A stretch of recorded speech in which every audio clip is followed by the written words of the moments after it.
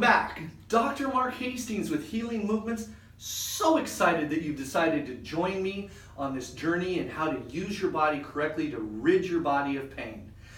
Last week we worked on the deadlift, explaining how the hip hinge is the primary human movement to accomplish that, and this week we're going to talk about how it's still the primary human movement to do the squat.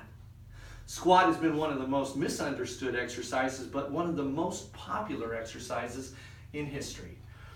So, if you're doing the squat correctly, you're using the hip hinge to get into it, which allows you to transfer the load to the back of the body, and it transfers the load to the hamstrings. People say, well, how can that be? It's because the hamstrings are the strongest thigh extensor in the human body. And so when you're in a full squat, you're actually using thigh extension to come up out of that hip hinge. So I'll demonstrate it, but first of all, we're going to pick up the weight using that effortless deadlift like we did last week.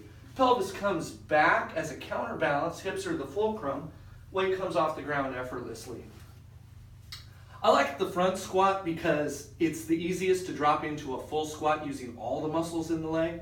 So in this, bring the hip hinge back and sink right down into a full squat. And then we're just going to use the hamstrings as the thigh extensors to come right out of that.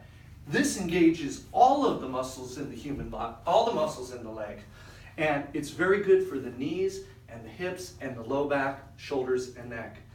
So that concludes this series where I hope that you've learned that the primary human movement, the hip hinge, is the primary means of bending and lifting.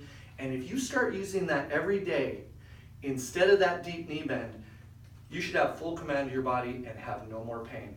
I'm Dr. Mark Hastings with Healing Movements. Thanks for joining us.